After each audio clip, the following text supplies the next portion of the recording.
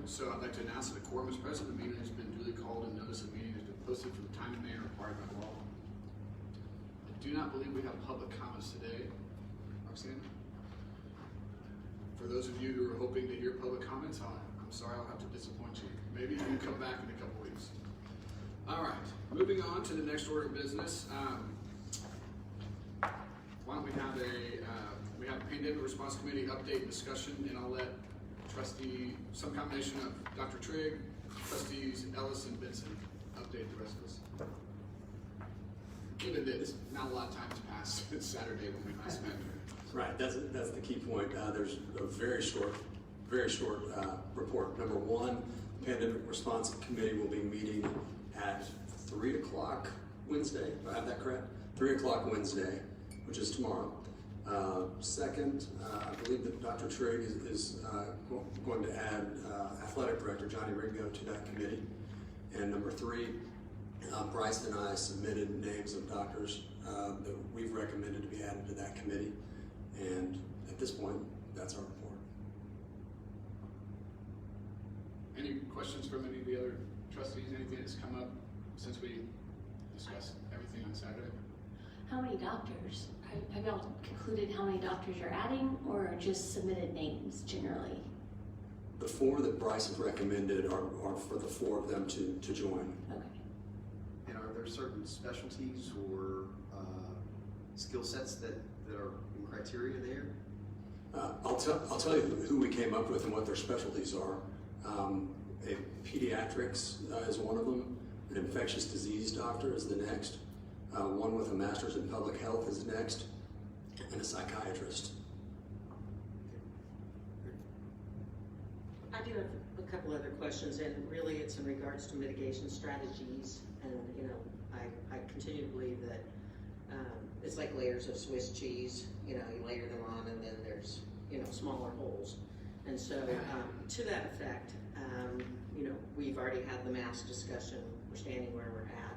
So the other mitigation strategies involve things like social distancing, ventilation, and I know we've addressed some of those as people have emailed us, but is there going to be, just for lack of a better word, a review of our current practices as compared to last year, seeing what we think may or may not work within the context of all the laws that have been set forth? Stacy, we're going to review all of those types of measures tomorrow. I think we've identified 9 or 10 things to discuss. Okay, thank you, I appreciate that.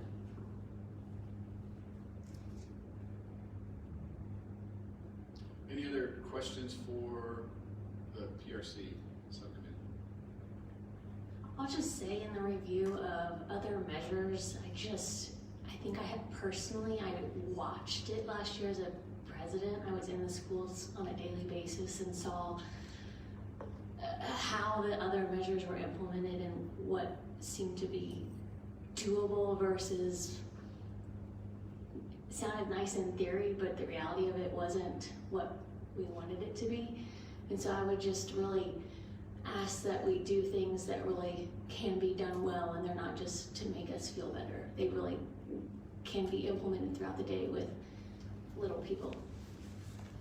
And I would say, I think the good news is that on the PRC are campus principals, and I think the campus principals, in my opinion, have a very good feel for what kinds of things can be implemented pretty broadly and what kind of things are not. I mean, one example, for instance, the notion of doing outdoor lunches at elementary school is simply not practical. Between weather concerns for many, many days, mosquitoes, allergies, and then just the sheer process of having little kids, kindergarten, first, second, carry food successfully outside, and I mean, it's just not practical. So that would be, in my opinion, something that the benefit of the PRC having to make it that does has principals who can quickly say, hey, look, that's just not feasible at elementary school. So that's an example. So I think the PRC does routinely try to assess ideas through the lens of, okay, we know what it's really like day to day for these, especially kindergarten, but also in middle school and in high school. And so they have a good sense, and they often weigh in on those matters. The only other, sorry, go. This is just me sharing my thoughts so you have them as you're on the PRC committee. Is just, I would, what trying to say. I think I would be really hesitant to start doing additional protocols versus the possibility of more encouragement for mask wearing, because I think some of the additional protocols become very cumbersome and truly change the day more than some version of a more recommended mask wearing. The other thing I would just say is, last year I personally found it very confusing, except when you're really looking at age differences according to who's been vaccinated or not, so you would have you would have a difference in protocols. But if it's not an age thing, and it's just, I would just be really consistent. I've said this before, consistent in what you say is necessary at one campus across all campuses, unless there's a really compelling reason why a certain age group is in a different category. So that's all I will say. Can I ask a follow-up question, because that's helpful? Any suggestions you have about encouraging mask use that you think might be effective would be really helpful, because we've had terrible success with that so far. I can just tell you personally as a parent, what would be really effective to me is if I really thought my child's class or a portion of the school, like a house at the middle school, was subject to closure. And so if I was being reported kind of in a personal way from my principal or even my PTA president, here's your current stats. I know we give current stats on a regular basis, but as a parent, they're all a generic form letter that I don't even read, because I'm getting so many across 3 children, and they don't really mean much to me because it's just kind of a out there number, and one child got COVID. I don't know the impact on my child, so it doesn't have much meaning to me. But if a principal personally through their campus email system emailed a sub-portion and said, your sub-portion is really at risk of closure, we're hitting this metric, and I know we don't like metrics because it's hard to be consistent on a long-term basis with them, but that would be highly impactful to me as a parent, because I think the appeal to keeping your kids in school is much stronger in this community. It's the strongest thing in this community than some of the other appeals that can be made, rightly or wrongly. That's helpful, thank you. I did have one other thing for Bryce and for Jay, and that is, I know that you guys are regularly reviewing the numbers within the school.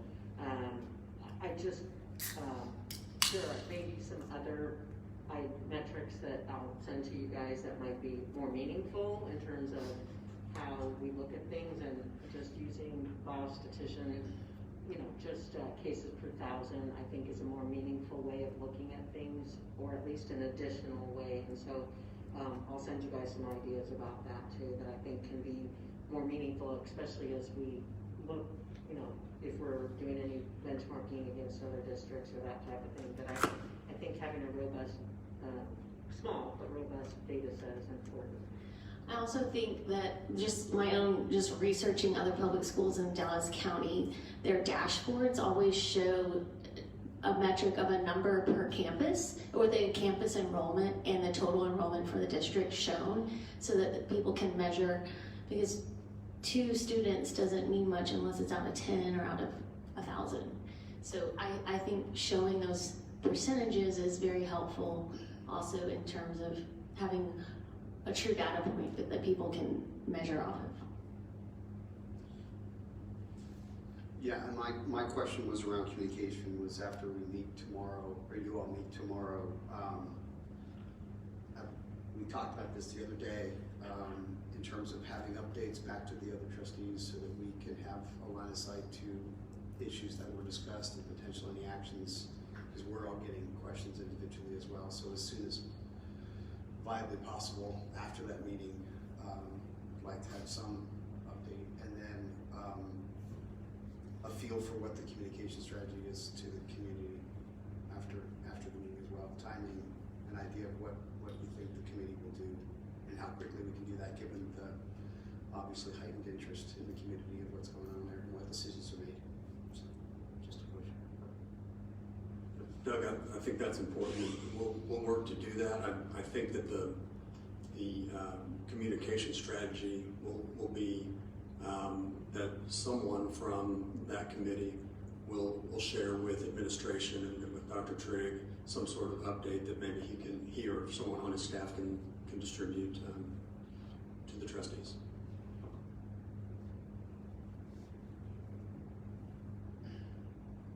Dr. Trigg and I did the mind meld, but we can make sure that happens. Okay, are there any thoughts or questions or comments on this agenda item? With that, we'll move on to the Esther Supplemental Grant update. I think you want to turn it over to Lisa Wilson. Dr. Trigg. That's right. Just a quick introduction. I think you're all aware that in the initial ESSER 1, 2, and 3 that Highland Park did not receive any funds at all.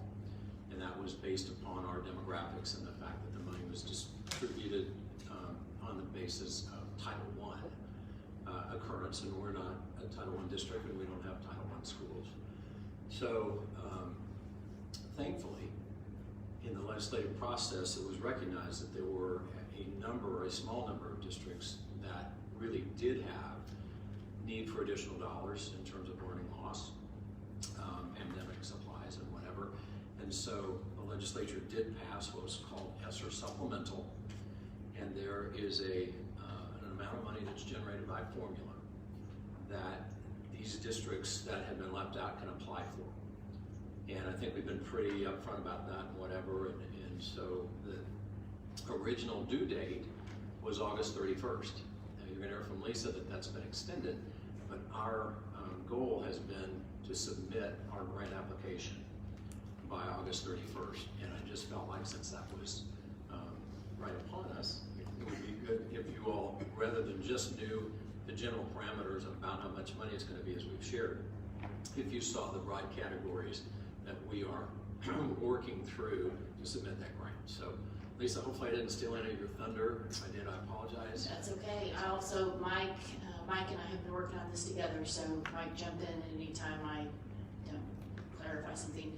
Dr. Trigg just went through the fact of where these funds are coming from and that we did not get 1, 2, and 3, so we'll just move forward. Mike had the good news the other day. Mike, do you want to talk a little bit about those updated numbers? Yeah, as we referred to before, we kind of, based on early projections, we're going to receive about 1.6 million and change times 2 years. So it ended up being about 3.3 million or so. When we checked it for the application, it looked like it had been the application finalized, and it was closer to 3.5. So I don't know whatever process they used to distribute those funds, but that was good news. To the tune of about $200,000. The other thing we learned a little bit, we've consulted with Region 10 on our application, and the other thing we've learned is that we can ask for pre-award costs for expenses dating back to March of 2020. So that's something that Mike has been working with his team to identify those costs above and beyond our regular operating duties to see if we can't get some of that money reimbursed. And would that be against those funds? Yes, that would be included in the 21-22 award. So what we have done, we obviously notified you that we intended to submit. I believe that was actually just a few weeks ago when we learned about it, and we gathered some stakeholder input and had over 100 responses, and so we were able to look through that data.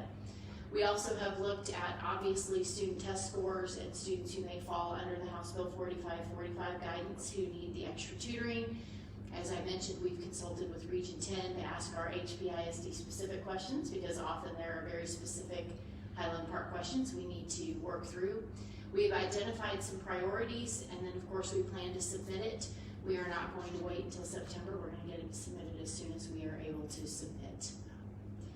Again, the priorities that we have identified based on all of the information that we went through, and what was interesting about the parent community staff feedback is there was a lot of information in there about supporting students. You know, what are you doing to support students both academically, and there was a lot of mention of counseling, personal counseling, those kinds of things. So we have identified the following priorities: both closing the gaps. As as outlined in House Bill 4545, which you'll recall from one of our last work sessions, includes both accelerated instruction for students who did not pass the STAR exam, and also accelerated learning committees for a subset of that larger group. Also covering the number of COVID-related expenses that have been above our traditional costs, and then providing support for students. And that might be academic and personal support, as outlined in that feedback. It could also be the virtual instruction that we've been trying to put together for our parent-led program. And if the legislature decides to fund virtual programming, we could be on track again to redefine what that looks like. So all of that work could be supported with these funds. So I just wanted to give you an idea of the potential expenses that we are looking at in terms of trying to fit into a larger budget. And under the Closing the Gaps priority, we're looking at obviously staff to provide that tutoring. And we are excited, we're getting some good response from staff on that. Also training to provide that tutoring. And then of course staff to facilitate those accelerated learning committees that are required for the smaller number of students.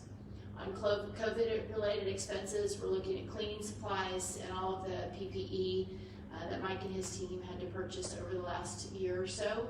And also, and I see I left the closed parentheses on that, which can drive me crazy, but also those MERV 13 filters that we've been putting into the campuses.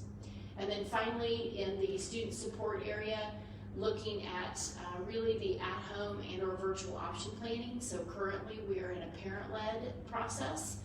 If for some reason the parameters change from TEA and ultimately from the legislature, then we will adjust, and that may require some additional funding. We're looking at an additional nurse to help with all of the managing of the COVID cases and the notifications and all of those things. It seems like we're about down a nurse every day anyway, because Brenda was a nurse yesterday, so yeah, three today. And then counseling support, again, as mentioned in the community survey, we're not quite sure what that looks like. We're still looking into possibilities. And then dedicated virtual staff. Currently, to run the parent-led, we are trying to secure a special ed teacher who may be able to help with support as needed. But if we were to shift, and I won't get too much in the weeds because this might be a moot point, but if we were to shift to funding available, there might be different parameters that we had to hit that would require additional staff, so we would have to take a look at that. We would also like to look if there was funding left over at some possible summer sessions for closing gaps for students that we could be able to fund. And then of course technology, and by technology I don't necessarily mean hardware, but any applications that support students. So for example, when we shifted to virtual learning, we added, you may recall, Hapara to try to organize the Google Classrooms among multiple Google Classrooms. So that could be a pre-award expense that we could go back and recoup that money for that. So we've recently purchased Edgenuity for our parent-led students, so that expense could also be included. So those are the kinds of things we are thinking about. What questions do you have? Lisa, are we still using any Hapara from last year? Yes. And that's what I figured. So that is being currently used for student organizational skills, correct? Correct. Okay. And is that pretty uniform across certain grades, or is that up to each individual grade I would level say, teacher? Amy, you can correct me if I'm wrong, I would say that's more consistent 5th through 12th. Okay. Would that be inaccurate? Probably 5 through 8. 5 through 8, even more? Thank you. Well, I think that's all good news. Mike, thanks for finding that extra $300K. I'm sure that'll come in handy. No, but I think it's been very thoughtful. I mean, sounds like you've done all the work. No reason to wait until September. I support that, and I appreciate the update. And we often bemoan the challenges that come with state funding, but I think in this regard, we're really thankful that they have provided a mechanism for us to recoup some of the additional costs we had to incur. So I, for one, am very thankful. So whoever's listening out there from the state, thank you for making that happen. So. And Mike and I are becoming very versed on all of the minutia requirements. So we're working on all of that. In hindsight, it was fortuitous that we tracked everything separate on the GL because we weren't getting any of those funds. So on the hope that this situation would happen, and here we are. So that's a good thing. It gives us flexibility now to go back and recoup some costs. That's great. Any other questions on this? One question, just to help educate me. So any funding considered here is separate from anything that might currently be in the legislature regarding virtual learning, right? That is something that could be incremental funding even to this. Should it be approved? Is that accurate? The way I understand what virtual funding, at least as far as I understand, would simply be that we could count those students for attendance. So currently, students who are in parent-led temporary learning, Right. we are not even pulling state funding on those students. So the difference maker would be, we would actually just start pulling money for those students instead of losing money. Is that, I don't know that it's extra money to hire extra I teachers. didn't or open anything the like that. wormhole. I was just curious if there's still even additional funding, perhaps. Yeah, I think it's accurate to say they're totally separate.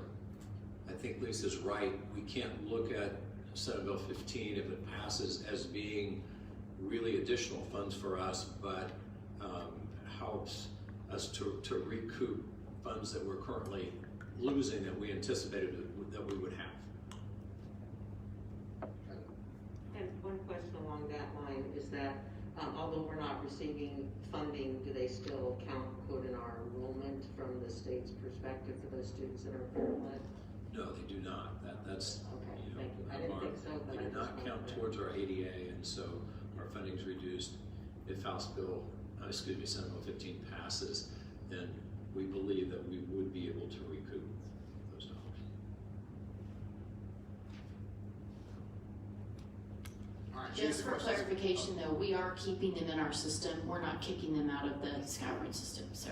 Right, so we'll have an accurate picture of how many students are in parent-led so that we understand that if something. Yes, were the to be beautiful code of W. Retroactively is done, that we could account for those students.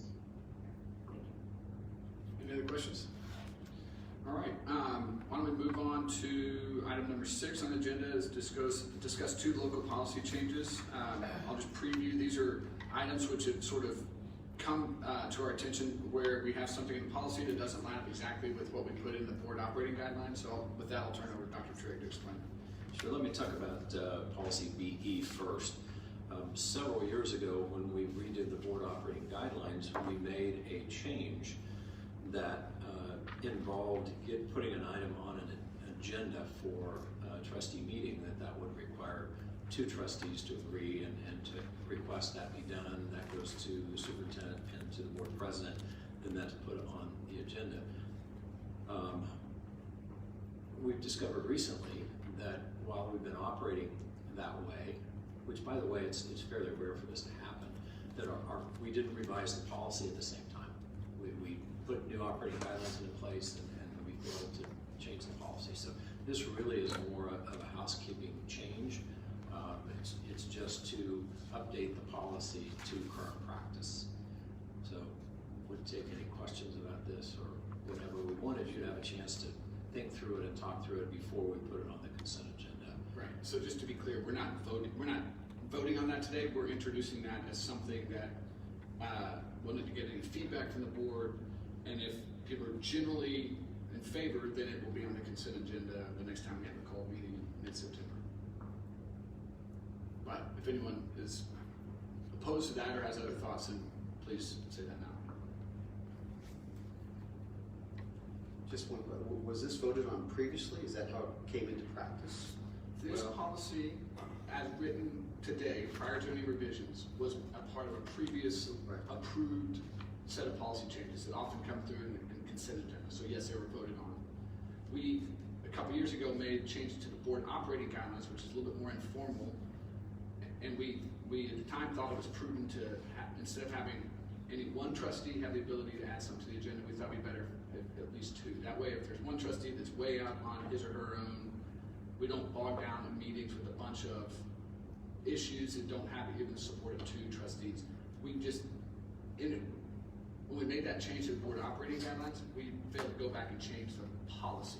So I was just curious to the history of how we ended up here. Yeah, I don't have the last date when BE was updated. You know, what we've done is we've put the proposed revisions, you know, coming up, you know, currently. But we could go back, and I know in our current policy book, it would say the last time they've been revised, but I don't think this portion's been revised for years. Okay. And Doug, the other thing that happens is often we get a bunch of changes after legislative session, and that's when kind of every 2 years, a lot of the policies are updated. So it's very likely either in 19 or 17 or 15 is the last time this one was addressed.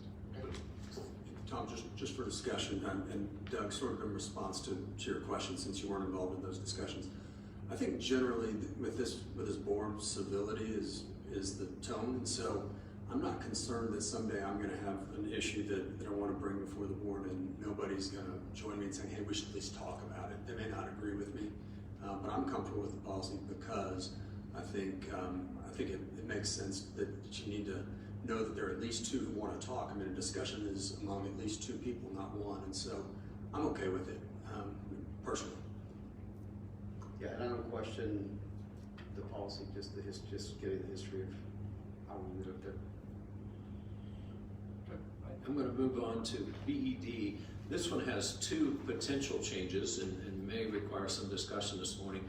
By way of background, traditionally, when the public has submitted comments, submitted their comment card, we have been very liberal, very lax, and allowed comment cards to be submitted after the meeting has started.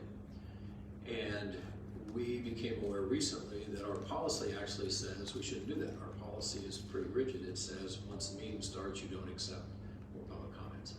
So this would actually change to our current practice. It would change from when the meeting begins to allow public comment cards to be submitted until public comments portion of the meeting has concluded. Now, there may be some discussion about that. I mean, you all may feel that that's not an appropriate change, that we should be cutting it off right at the beginning of the meeting as the policy indicates. So we wanted to have the opportunity at this work session for you to work through that, see if you were interested in this change. And then the second change is at the end of the policy, and that would be potentially adding some examples of disruption of a board meeting. Currently, under disruption, we talk about what can happen if a meeting is disrupted, but there are no examples of what's considered disruption. And so we put together, just a few examples. And I don't know how you all feel about that. Is that a good thing to add? Is it not a good thing to add? Would you rather have an expanded list? Does this look okay? But after discussion today, then we can go back and modify it so that we bring it back to you in 2 weeks. We'll have the language that you feel good about. Thanks, Dr. Trey. I just suggest we take these one at a time. I think they're two very different issues. The first is, conceptually, we've been very lenient and honestly under the recognition that sometimes people are doing multiple things on a Tuesday evening and sometimes it's hard to find parking and all that. And so we have allowed the public to submit a comment card up until the last public speaker. And so I'll just say for my part, I think that's better than saying, nope, you didn't make it at 5:30, you don't get to speak. So that's just my 2 cents. Y'all don't have to agree with that, but to me, that's why I think this is advisable to make the first edit. But on the flip side, the way the policy has been written for a while is public comments are submitted before the meeting starts, and that's who gets to speak. And so I'd love to hear other people's thoughts on the first part, and then we can talk about the second part. Tom, I think we've seen, in recent meetings where, on Saturday, for example, we had 2 hours of public comments, and there were people submitting public comments, an hour and a half in, an hour and 45 minutes in. So, and when meetings become maybe contentious or it's a subject that people are really passionate about, I think allowing people to submit comments right up until the very end maybe contributes to an atmosphere that is more raucous and divisive. And frankly, you know, I understand the parking issue and that sort of thing, but, you know, in a situation where it's 2 hours in, I mean, those people have had an opportunity to be there. And so I think you're maybe inviting people to be reactionary to things that they've heard. I'm not saying I'm coming down one way or the other, but I can see a rationale for keeping the policy as is. Yeah, I can understand that. I mean, I think it's a valid point. I think what Bryce articulated was going through my own head, and I wanted to just ask Dr. Trigg in his experience as being a superintendent in multiple places, is the policy as it's currently written more standard practice? And is there wisdom behind it, and that's what makes it more standard practice? My experience is that it does vary from district to district. I believe TASB's recommendation is as is currently written, and so I'm speculating. I'm looking at Christy over there. My belief is the majority of Texas districts probably have a cutoff time, and it's typically at the start of the meeting. Here again, that's with local policy. You know, that's what I think is a positive. Is that if we feel like we have a unique circumstance and we want to modify that, then we have the opportunity to do that. And so that's what we're checking out today. Bryce, your comments, I would tend to agree with them. And so, I mean, and you all are probably thinking the same thing. Maybe there's a different timeline that says 5 minutes after or 10 minutes after the first public comment or whatever, and then that would keep you know, the situation that you're concerned about. And I'll be just forthright. I very, very rarely in my career have I encountered situations where there have been 2+ hours. You know, I mean, it doesn't happen very often. But in those cases where it does, it might be good to have that covered. And yet, I certainly do agree with Tom that you know, these are friends and neighbors and whatever, and to have somebody dropping a kid off at you know, soccer practice or whatever, and has something they want to say, and hustle up here and find out they were a minute late and not have that opportunity just seems a little harsh. Is there, I'm sorry not to interrupt you, but is there a way to even submit them by email prior to the meeting if someone knows they're going to be late? Or is that? I'm going to look to Christy for that. I don't know what the legal policy says. John, I know you've been involved with this in other districts. Yes, thank you. How much flexibility does the board have? The board has all sorts of flexibility, and I was going to mention that in Dallas, they've obviously been through this many, many, many times. And what they've decided to do in Dallas is they put a cutoff 24 hours in advance of the meeting that you have to sign up in order to speak. I'm not suggesting that that's what you do here, but if there's a meeting at 5 o'clock on a Tuesday, then you have to submit that you're going to speak by 5 o'clock on Monday, and that's the cutoff period, end of story. Is that through an online submission process? Yes, it's through an online submission process. Now, of course, the board has the opportunity to waive that, but I have not seen them do that. You know, they put that in place about 15 years ago. So based on that, it sounds like the board does have flexibility here to look at various options. Yeah, my 2 cents. I tend to agree that leaving it open-ended may lead us down a path where someone hears the first couple comments and then decides that they need to respond and fills out a card and rushes it up so that it becomes a little more contentious. I think, as Bryce said, I like the idea of, if I'm just drawing up from a white paper here, I like the idea of being able to submit in advance your intention to speak.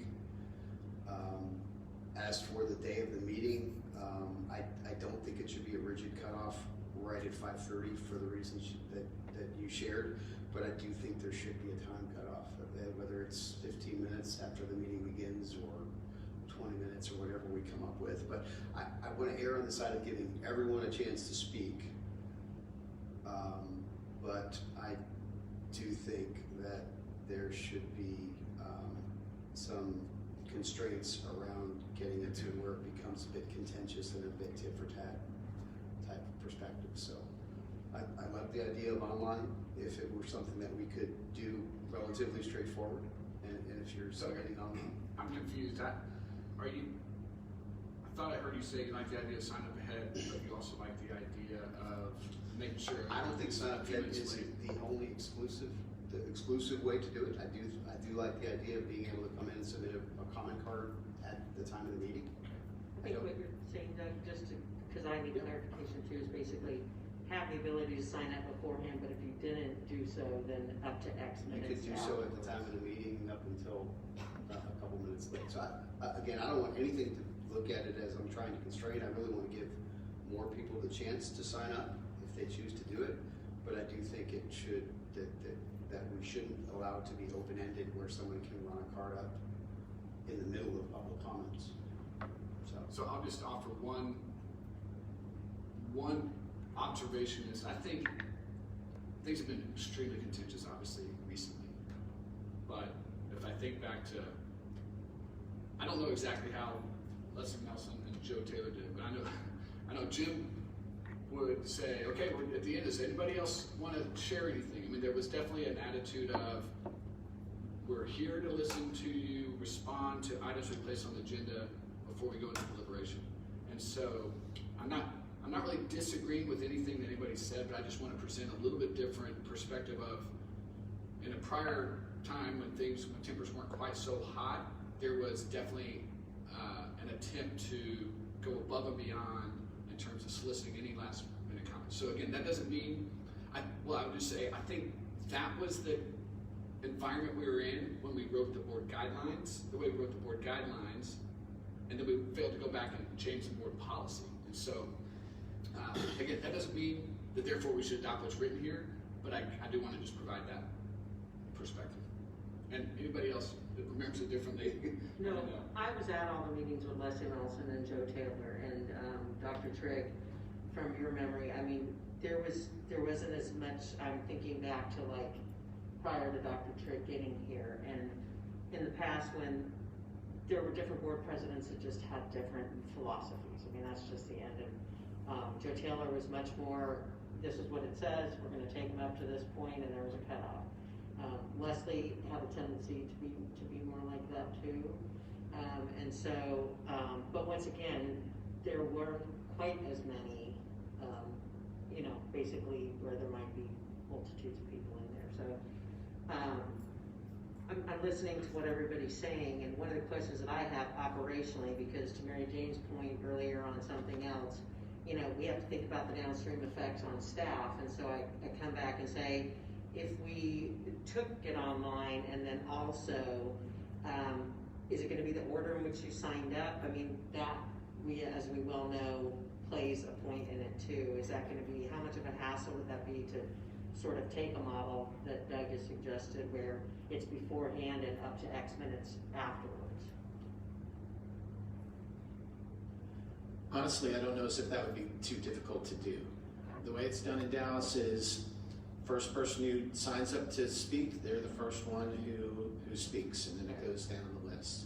Now, the feeling in Dallas, just so that you know the context of it, is that the board's sense was we as a board have to post our agenda 72 hours in advance. So therefore, speakers shouldn't just be able to show up and speak. If we've already posted 72 hours in advance, then people have up until 24 hours in advance to let their feelings be known that they do want to speak.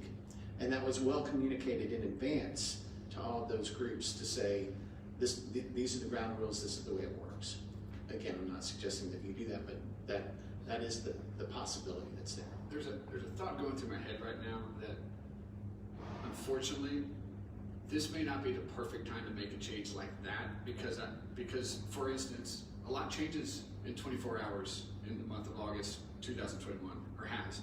And so, for sure, I'd be reluctant to start saying, well, 24 hours beforehand, you've lost your chance. So, I know you're not suggesting that, you're just sharing and this again, with us. the board has the flexibility to waive its rules. Right. So you could even do that in that particular situation. I think a 24-hour cutoff is too much of a deviation from what we've done for so many years. But I would personally be comfortable with a 15-minute cutoff after the start of the meeting. I mean, that gives time for anybody who's had trouble parking or dropping a kid off or whatever, a few minutes late. But I think that's a very reasonable restriction that would still allow some leniency for people that have had issues in getting to the Let me ask one more question, not to mince words too much, but if we start at 5:30 and there are no public comments, would we wait until 5:45 to proceed with the rest of the agenda? Okay, so you're saying in the event there are public comments, someone has up to 15 minutes, up to basically 15 minutes after the meeting starts, after which we won't accept any more public comments. That's kind of what you're recommending or throwing out there as an idea. Yes. Yeah, to me, the way you would word that is you have up until the end of the public comment time or 15 minutes into the public comment time, whichever is earlier. I think that makes sense. And look, I mean, one thought that's running through my mind is that, you know, all of us are willing to speak to anyone in the audience after the meeting who wants to express an idea. I mean, if you've heard something and you feel strongly about it and want to approach a trustee, I mean, I think everybody on this board is receptive to that. If we do that, and we put this into place, will someone please remind me to say that to the audience? If in fact people seem frustrated by this change. So it's sort of like a request for 2 and 6 and 10 weeks from now. So is the administrative takeaway that we will rewrite this particular part of the policy to reflect what it seems the general consensus is here in terms of 15 minutes into the public comment section, or prior to the end if it's less than 15 minutes?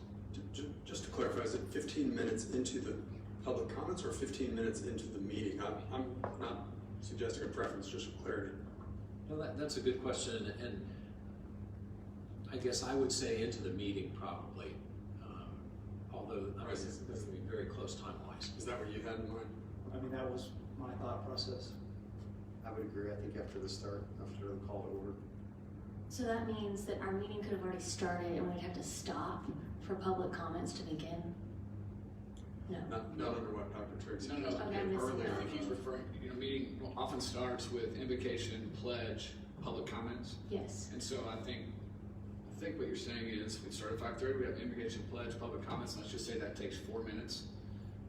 Then that's 5:34, but at 5:45 is when we take the last public comments cards. Right. With our current meeting starting at 5:30, at 5:45, if you haven't submitted a comment card by 5:45, you're done.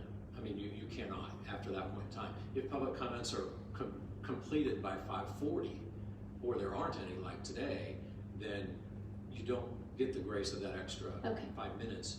You simply, you weren't able to make a comment at that meeting if you weren't there within 15 minutes of the start of the meeting. Sorry, my assumption is that in the case where there's just one or no public comments, I would imagine that the presiding trustee would say something to the crowd like, hey, that's the only public comment we had. Before we close, the window is open right now if anybody else will, as long as we're before 5:45. So it's not like we're trying to gotcha, like, oh, too late. I mean, he'll announce, hey, the deadline is about to get here. And maybe even at 5:42 or something in between, you can say, hey, there are only 3 minutes left. If you're in the room and you want to comment, please bring your card now. And I also think it's important just to, as we announce this to the community, that this is becoming more lenient than our current policy as written today. And so while it's a deviation from what we've done in the last few board meetings, we've recognized, it's been brought to our attention that we were not following policy, but we recognized it was too strict and we wanted to make it more lenient to allow for X, Y, and Z. Agreed. All right, Tom, you want to talk about this? Sure. The second half is just a suggestion after Stacey Kelly and Dr. Trigg and I were talking about the agenda, talking about this issue. We looked at a few other districts and how they write it, and several other districts do have examples in their local policy BED. So with that, I'll just throw it up for discussion. And I mean, clearly we've had a pattern of challenges maintaining decorum, and especially during the open comments section. And so I for one am all ears on any suggestions on how to improve the way we conduct our meetings. Tom, the first thing that came to my mind is we talk about a loud or raucous manner. I don't think it should be limited to that, because sometimes you hear demeaning comments that aren't necessarily loud. So I don't know how we massage that language, but I don't think it should be restricted to only loud or raucous manner.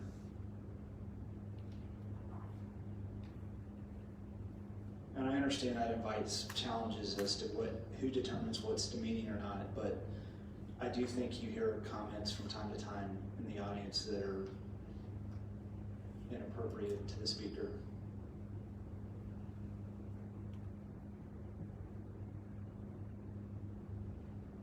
Bryce, I think there's a very easy way to include something like that in there if we wanted to. I think, and this is something that I think I can only attest to myself personally. It's the whole entire expression, freedom of speech. We all know that at our hearts, and so it was trying to say, how do we give concrete examples in case things get really out of control at some point? But as evidenced by the emails that have been sent to us, there are contingent of people that feel like that it's already moved past that. And so I think there would be a way, and I do agree there have been some very demeaning comments that necessarily haven't been loud, but that is a very hard thing to define legally, probably more than you understand that much better than I do. So I think that having the wording on that, from Christy, yourself, other attorneys, our own attorney would be helpful, but I do think that there have been some things that have been totally inappropriate but haven't been allowed. Yeah, I think the challenge is balancing free speech with, encouraging our community to be a great example for our kids and have civil discussions about difficult topics, and I think that's what we all want. Yes, it is. I just my walk away when I left the meeting on Saturday, as I've thought about it, is just what could we have done?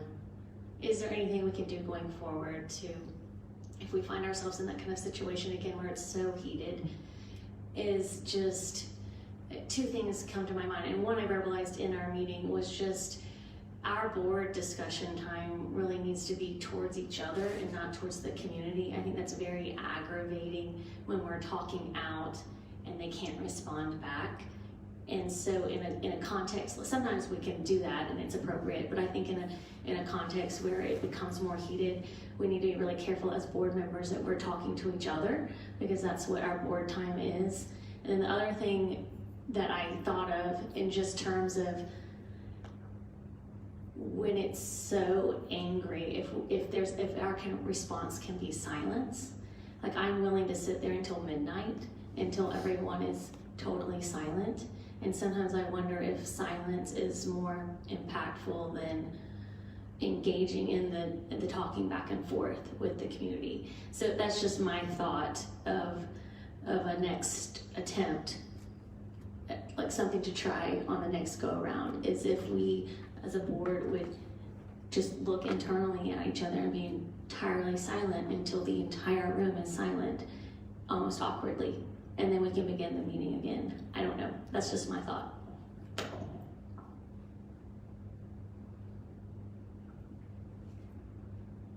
So I It's guess awkward if we're all silent now. no, and so that I'm trying to, get us back to, let's just start with, should we include, because that's really the starting point, some sort of examples for the public in terms of in our policy versus what we had before. So that's the starting point to me. Are people in favor of that, not in favor of that? And then if so, what other things might we want to consider in the example section? So for me, it starts with yay or nay in adding something. Yeah, I think, just to clarify, maybe say it a little bit different, I think there's two different points even on this. One is, do we want to add this language? Do we want to add this language but tweak it in some way? And then separately, the thing I threw out there that's not really to be written in here is, hey, in the near future, if the situation doesn't improve, and we find ourselves in a situation like we did on Saturday and the previous week, do we have creative ideas about it? So let's take now the second of the three things to talk about, and talk about this language. Bryce, you mentioned adding something, such as or otherwise demeaning in nature or something, so it's not only loud or raucous. So I hear that. I think that's reasonable. I mean, that's perfectly acceptable to me to add that. Is there anything else? Or does anyone feel like we shouldn't have this in here? I mean, we make reference to the fact, Chief Brown's here, we have law enforcement officials. Up till now, I felt it would be counterproductive for the community to start escorting people out based on what I've seen thus far. Not that it wouldn't be justified, but that I guess I've come to the personal conclusion that it would candidly cause more problems than solutions. And so, if I'm alone in that, and it's a desire of the board that we handle that aspect a little differently, then I want to be open to suggestions. But, sorry, I'm getting ahead of myself. Do we want this language to be adjusted as written, or as written plus something else, or do we want to leave this section alone? So I'll say I'm in favor of adding this. I think it doesn't hurt, and I think making the tweak that Bryce recommended, I'm also in favor of. I agree with both those concepts as well. Tom, just a thought. If we're going to be addressing disruption, I think maybe it'd be worth including in the language that members of the audience aren't to come up and get in this area and speak with board members during the meeting while we're in session, because that actually happened by the way, no board member invited it. It was not the fault of any board member, but it happened. Someone from the audience came up, and while we were discussing, someone came and started showing papers and talking to a board member. And so I think that would be worth including in here as well, as a specific example of that's the true definition of disruption, right? Right. Yeah, and for the record, it was me, and I did not invite it. So Right. I saw the look of surprise on his face. Well, I didn't even see it because I was looking at you who were speaking, and you, or you, and then. So anyways, I don't disagree. I guess I'll leave it to you, Dr. Trigg, to determine exactly how to write that, and if this is the right policy where that should be added or not. I mean, maybe with some help from Christy, if that's acceptable to you, Jeff. Absolutely. And Mary Jane, I think your suggestion makes sense. I mean, the other thing I considered is maybe having a recess for 5 or 10 minutes. If there continues to be kind of outbursts, and just say, okay, we're going to recess, we're going to return, kind of have tempers cool down. I don't know that that's a good answer. It hit me early one morning. So I actually think that's a good idea. I mean, when I'm taking a deposition that gets contentious, sometimes you just take a break and say, hey, until you can calm down and behave, we're gonna sit for a minute, and I think it's effective. And I would even say, I don't think that has to necessarily come from the presiding officer. I think if another trustee really feels like the situation has gotten out of hand, I think a trustee can make a move to have a recess. So, at least I think. Sorry, Dr. Trey, I'm sort of surprising with that. No, I don't mean to be acting that way at all. I do think that's accurate. I think at any point, a motion can be made procedurally, if it gets a second, that we would do that. I just, on behalf of everybody, I hate that we're having to have this discussion. Right. I agree. I just hate that we've got a situation that we're having to deal with, and it's one that I'll just go on record as saying I thought our president handled it as well as he could have handled it, and trying to control and without overreacting. And as effective or ineffective as that was, I'm not sure what we would have done different. I'm glad we're having this discussion and other ideas. The silence ideas make sense. The recess idea makes sense. I do think I'm sensing agreement with Tom's thought that it would be hopefully a rare occurrence that we would have to remove someone. I think we need to go on record as that we would. I mean, if it got to that point, our policy says that, we have the right to do that, but that's certainly not our intention. I mean, we certainly don't want to play that card if there are other ways, to be sure that our audience is behaving properly and under control. I have one other question for the group, and that is, there were a few occasions, and I thought appropriately so, where somebody got so interrupted that Tom basically said, I'm going to give them additional time. I also believe that was very effective to say, everybody will get their due time. That doesn't need to be in here anywhere. That's at the prerogative of the president. But I want to go on.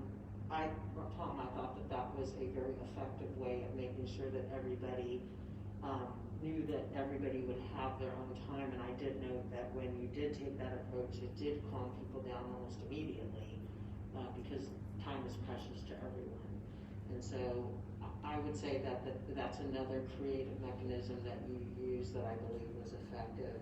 And it also made the speaker, whatever they were saying, understand that they were going to be able to have their full time. Thank you, Stacey. Okay, so in an effort to move this one along, I'm going to suggest that Dr. Trigg, you do include the additional language, maybe make provision for I just wrote "or otherwise demeaning in nature," but I'll let you and Christine come up with what you think is best. I think Jay's point that we also address either here or elsewhere, the point he brought up is worth having. So if there's no further question, and then I appreciate y'all's taking the time to talk about some other things related to conduct of meetings, but I for one agree with Stacey, those don't need to be codified in here. So the last piece I'll say is let's make sure we update our board operating guidelines to match what we just decided for the policy. Sure, we'll do. And I think this goes without saying, but I'll be working with Christy, who'll be working with TASB, because they have a lot of experience in this area, and we'll be talking to legal counsel as well, because there may be some things that we're not aware of as we're having this discussion that would restrict what we actually can and can't say. Well, thank you for your time, and thanks for y'all's collective input. So, the next item on the agenda is the multi-use building naming, which I'm hoping doesn't have quite as much discussion. I'll turn it over to Dr. Trigg. All right, I'm going to let John talk about this a little bit, but the overriding concept is this building that we're in right now has been referred to as the multi-use building. And that really was a name similar to elementary number 5. And it's a name that's on architectural drawings and whatever, and it's served a very useful purpose. But we're wondering, before we put letters on the outside of the building, should we have a subcommittee or some group, some process to maybe develop a more fitting name for this particular facility, with the caveat that we don't want to do anything that would interfere with the foundation's future potential process of using the naming rights of this building for an endowment build array, for some type of a fundraising, to honor a donor, a substantial donor, because we have given the rights to name this building officially to the foundation. So I've talked to Lauren about it. She's absolutely fine and understands that if we come up with some generic name, that at a subsequent time or appropriate time, they can go ahead and propose that it be named for someone that's contributed substantially to the endowment or whatever. So John, I've probably stolen all your thunder. I apologize for that. I had a page of notes here, and you covered everything perfectly, so thank you very much. I apologize. But this is a multi-use building. Every time I type it in that we're going to have a meeting in the multi-use building, I just go, God, what a boring, generic name. And you have an opportunity right now to name this building something, at least in the interim, until somebody steps up and wants to have the building named after them. And the way that we worked it with number 5, which became Michael and Boone Elementary School, is we had a subcommittee of the board 3 members got together and we worked out a process. And we talked about how should we go about doing this. We talked about if we should receive some public input. And we eventually presented the name to the trustees, and that's how number 5 became Michael and Boone Elementary School. So you have this, you can do the same thing, or you can say, no, we're fine with multi-use and we can go on down the road, or you can say maybe we can review this in 6 months when things kind of calm down. So it's really up to you. We just wanted to get some direction from you about where you'd like to go with the naming of this building and get your feedback. Dr. Trigg, do you mind repeating, I think you said we granted the foundation the right to name the building. Is that what you said? Yeah, and let me start by making distinguishment between Boone Elementary and this building, in that Boone Elementary had specifically not been given to the foundation to name. The decision was made early on that the elementary school was going to go through its own separate process, and it was not going to be tied to any kind of a financial contribution or anything like that. That was set apart. But previously, the board has put together a list of all of the facilities that the foundation is able to draw upon for naming rights. And it's a very exhaustive list, and this building is on that list. In fact, the boardroom is, as a subset of that, is on that list. And they have put together certain minimum amounts of contributions that it would take for them to propose to the board. And by the way, it's always the board's final decision on naming, but to propose a name for a certain facility or a subset of the facility or whatever. So if the foundation should approach us in 6 months and say,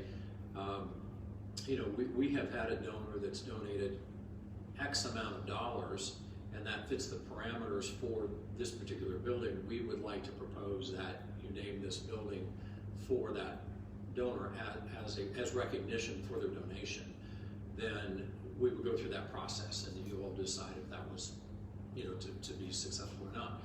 What we're suggesting is that we not infringe on that process, but in the interim, and it could be a year, it could be 10 years, it could be 20 years, that we have a name that's more appropriate for this facility than the multi-use. Does that answer your question? For instance, Highlander Stadium is Highlander Stadium, but it is on that list of potential names, potential facilities that could be renamed. But everything is still subject to board approval. That's right. But there's been kind of a loose understanding so that it was important for the Education Foundation to make sure they didn't get way out in front with an idea and find out that they didn't have any authorization or tacit recommendation from the board. So there was understanding and a long list. I mean, individual classrooms, auditoriums, and various campuses. There's a long list. You can get that information. We can get it directly from Lauren if you want. So that was an agreement that goes back, maybe even predates you, Dr. Traver. I know it predates my service. I think it was early in my tenure that the board first took that on. And so the idea is to call this building something like the Scott Center, or we call it the Fun Center since we always have fun more up here. So yeah, I don't feel strongly about giving a temporary name versus multi-use. I mean, I agree multi-use is boring. I do think if we call it like the Scott Center or whatever, there's a possibility that name could be around for a while and stick. So that, that's something to think about. But I do think as the liaison to the foundation, it's really important that the foundation has the ability to, and it sounds like that's undisputed, but this is one of the more significant structures for naming rights, and we should have the ability to select a name that would possibly honor a significant donor. I'm going through my head, I'm totally okay with the suggestion, and not knowing when the foundation, knowing that it could be in 6 months or it could be in 20 years. My only thought going through my head that I will just verbalize is that we could have a name that could work with a person's name. So to the extent a name of a building sticks in people's mind and it's not going to go away even when you put a person's name on it, that you would have a name that would work well, like the Moody YMCA. We call it the Moody Y, but we didn't change YMCA. So that's my only thought, is that we would have a name that could work with a person's name. It wouldn't be an overhaul and have to retrain people on what the building is. And I'll agree with that. I think I support the effort to find a more conducive name for the short term that we could rally around as something that was more descriptive of how we use the center. But I do think it should be one in consideration of future naming rights and making sure that it could be complementary to whatever may come. All right, I'm going to suggest, does anybody, I for one, being a computer science guy, have no interest in being in charge of the naming. I'm not creative, and so I would be perfectly content to let the administration come up with a recommendation for the board to approve. But if anyone on the board would like to be a part of that discussion, I want to invite you to do so. So, Edward, you don't get to. Anybody else? Okay, Stacy, you'd like to be a part of it? I'll join in. Okay, Stacy, Doug, one more, at most. All right, Stacy and Doug will work with John DeLander and all the creative people to come up with a good name. Terrific. Really take Edward off and put his name on the list. That's right. Edward, I got one update. Put on your thinking cap. All right, next item on the agenda is a Gradepop discussion. I will turn this over to Dr. Trigg and Lisa Wilson. Yeah, thank you.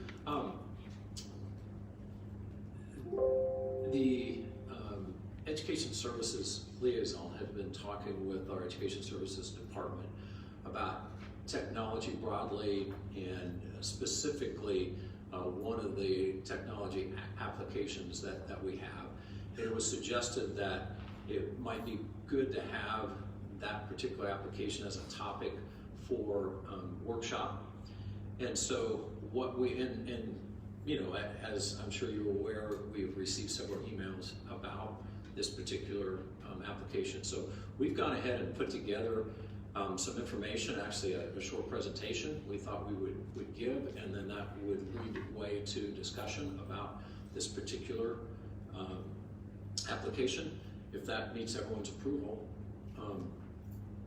we'll go ahead with that. So let me introduce Lisa, who looks like we'll introduce Amy. All right, well, thank you. We've asked Amy Wood, our Director of Instructional Technology, to kick this off, but more importantly, we've invited two of our instructional coaches. We have Bree Riddell and Sarah Meeks from the middle school and UP. We would love to have brought teachers here as well along with them, but they are in classrooms with kiddos right now with a little bit of a sub shortage. So we are so fortunate to have Bree and Sarah.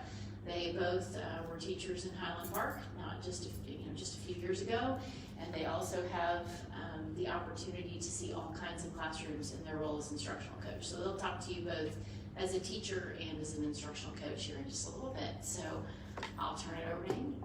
Well, I appreciate you letting us come and talk today. So I'm going to give you just a quick overview of what Gradepop is and kind of the history of Gradepop in HPISD. So Gradepop was founded in 1999 as a creative way to explain pieces. They rolled out Gradepop Junior, which is designed for K-3 in 2006. And the topics that they include are STEM, social studies, reading, writing, health. In the past year, they've added health and SEL, arts, and music. So it's a pretty comprehensive program. It provides teachers with a multitude of engaging activities. It has instructional videos, quizzes, challenges, vocabulary, printables, including worksheets, games, comic strips, drawing activities, wordplay, writing activities, and coding activities that go along with each instructional topic. So it's a variety of pieces. And I would like to introduce you to the characters here. Moby is the main character, and Moby beeps. He does not speak. He's a beeper. Annie is the little girl on the left, and she is the main character in Gradepop Junior. And Tim on the right is the main character in Gradepop. So Gradepop designs lessons that are to explain a topic in a very simple way. They add humor, relevance, And then they take that topic even deeper. They provide tools that challenge students to reflect, to make connections in the real world, and become curious about things that they may not see. It's educator focused. Teachers go in and search by standard, and they find the lesson that they want based on the particular TEK. It is aligned to the TEKs in the state of Texas as well. So the Gradepop's been in HPISD for over 10 years. And it used to be a part of, you can go back to the POs, but before that it was prior, a part of the Region 10 contract. So it's been in the district for a long time. And how it got here is it was requested by teachers, and then it was vetted by the district and the CITs. It is funded at the campus level. And when you look at our enrollment today, it's actually $2.87 per student, which is less than $13,000 a year, to have access to all of these resources. We reached out to some teachers to get some feedback, and I have some quotes here from various teachers about what they use Gradepop for and why they like to use Gradepop. So to set the stage, there's short, age-appropriate videos to set the stage and check for a quick understanding. So far this year, we've had more than 2,280 logins just this year alone into Gradepop and Gradepop Junior combined. Majority of those are at MIS. So I will put that as a caveat in there. So I have a first grade teacher here that says it's a great way to introduce a topic that's relatable and fun. They love Annie and Moby, which engages the students. Other videos seem to be. Can I just ask one quick? When you Absolutely. say logins, does that effectively mean there's been 2,000 views of a Gradepop video, or is a login might be logged in and have 5 or 10 views? A login is when someone logs in and accesses some portion of it. It doesn't have to be a video. Okay. It could be a game, a coding activity, Okay. a quiz, And it might be an individual student, or it might be an entire class, like a teacher presenting it for a whole class, or is it always an individual? No, sir. In fact, most of the time, it is used whole class. Okay, thanks. And Amy, is there any way to delineate between what happens in a school environment and where a student may access it in a home environment? Yes, sir. The logins are time and date stamped. So we can tell what's going on at home versus what's going on at school. And teacher login versus student login based on username. We can see that as well. Okay, thanks. So this first grade teacher at Bradfield says a lot of videos are old and they're not fun for my first graders, and they really love Moby and Annie. Stats from last year, some of you have seen these stats, some of you have not. We had more than 80,000 logins for last school year. Over 1,000 Gradepop and Gradepop Junior topics here. And I did put another note in here. These are aligned to the TEKs and assigned by HPISD teachers. So the teachers can go in and make assignments to the students if they want them to log in and view it on their own. Or, like we mentioned earlier, the teachers do it whole class, okay? I like this one. This one says, it's great for auditory and visual learners. It's a way to introduce, so you can see that a lot of these teachers use this as a kind of a hook to get the lesson going. Just a creative little video, and then they have a game or a quiz to kind of check for understanding. And there are some printable activities. So I know a lot of us see the teacher side of it, but I want you to see what a student sees in Gradepop.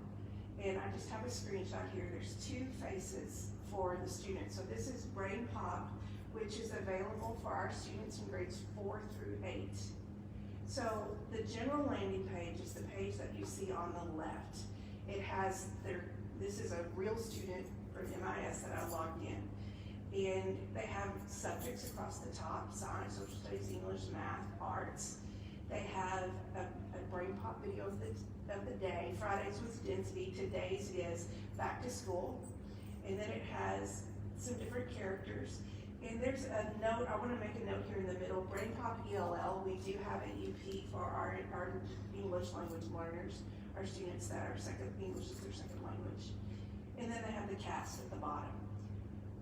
The student dashboard, and I have blacked out the student's name, it's just where the teacher makes the assignments and you can see what the student was doing. So this particular student did the I Have a Right and Trail of Tears. Those were specific assignments made by this student's teacher.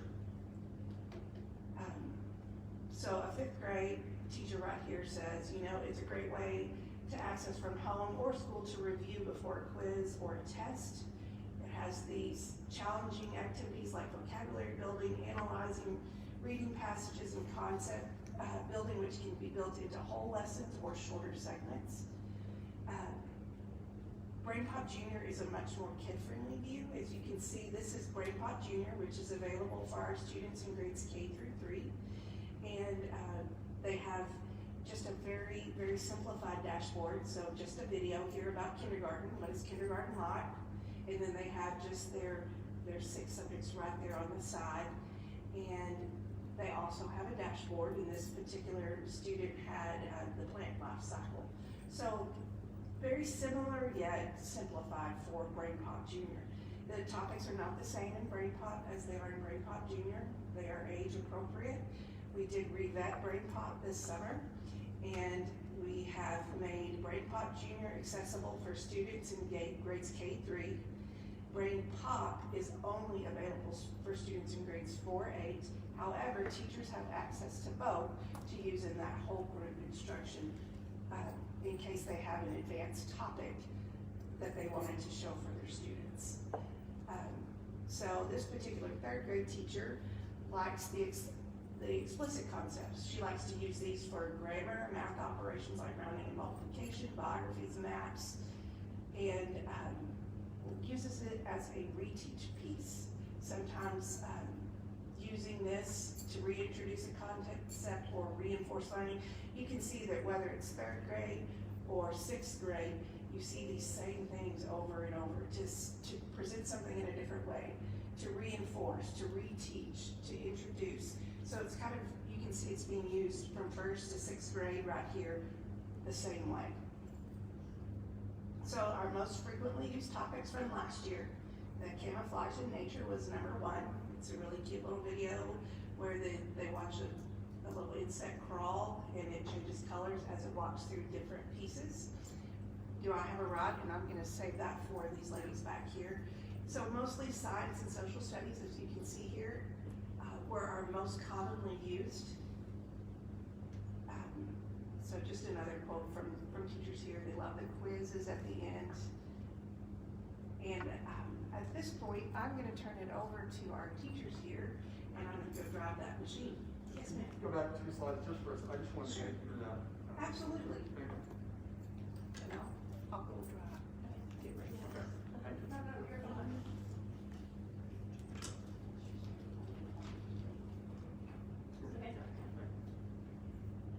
Okay, so I'm Brie Riddell. I'm an instructional coach at the middle school, and prior to that, I was a middle school social studies teacher. So we use this a lot with our social studies classes. As Amy said, we primarily used it for whole group instruction. So I would be thinking about what I needed the students to take out of a unit, a whole unit, and then I would think about what questions and what skills they needed to use, usually starting that unit. So I'm going to show you in a minute a video on the Constitution, and I'll talk about how we did that and how it tied into Do I Have a Right? But I would give the students a question, or I would try to activate their knowledge, and then we would show the video to allow the video to kind of tie in some of the vocab or the bigger concepts that we were going to talk about throughout the rest of that unit. So Sarah can talk a little bit more about the reteaching and differentiation piece. And just like Bree said, we also, I'm as an instructional coach now at UP, but I taught 3rd and 4th grade at UP for many years, and we would use it for whole group too, to introduce the topic and to get the students excited. Also with reteaching and differentiation, so reteaching when I pulled a small group, it was great to have a video that could either step up or remind them of it and refer back to it. And we would take notes during it, and so they were able to refer back to the notes, and they're super quick engaging videos, and so we're able to do that in a small group interpretation. One of them was a math, like with fractions. They have in Gradepop Junior some videos that go with basic fractions just in half, but then there's also ones about mixed numbers. So when my third graders were ready for that, I was able to show them mixed numbers, you know, to take them to the step further. So it was really good for all of those areas. And just like we're saying, it does complex topics that are age appropriate, and so we're able to, in just a minute I'll show you a science video that can show different visuals that it might be hard to find appropriate visual for it, or it can really take the video and change it around so kids can see different parts of it. We said that it's perfect for introducing a topic because they're about 5 minutes long, you know, both in Gradepop Junior and in regular Gradepop. Yeah, and I'll jump in there. As a social studies teacher, you think about topics like, you know, the Civil War or the Mexican-American War. These are topics that have causes and effects and just overarching themes that go through the whole thing.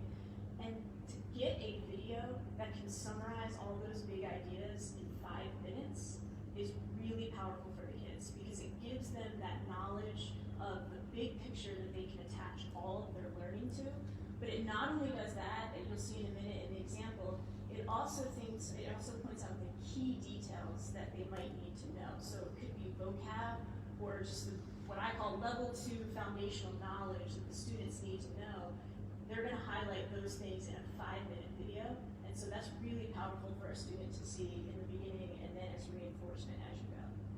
Real quick question on that, because you used some, it's me. Yes. Pretty nice to see you. You use some terminology that many of us may not be familiar with. So will you just give a quick overview? You said level 2. Yeah. What are the levels? Just, I mean, I'm not certain how many people, so that way when you use that terminology, people can understand what that means and why it's important. Sure. So different classes do this slightly differently, but in social studies we use the Marzano scales, and we were doing level 2 being basic foundational knowledge, and then level 3 would be the actual learning target, which usually had some higher level thinking skills attached to it, and then level 4 would be above and beyond. And so it was just a way to scale kind of where the students were.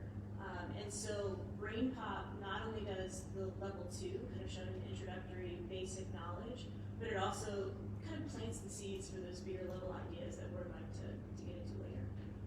And to piggyback off that, there's some different options. It's not, Gradepop's not just a video, but there's different like lesson ideas for teachers that I'll show, and there's also different parts to help extend the knowledge in that, and being able to really hit the vocabulary over a large unit or topic in 5 minutes so that students are introduced to those words and visually see them is very helpful. Do you want to talk oh yeah, we're going to show some of the different support instruction. Yeah. Or it doesn't matter. Okay, I can do it.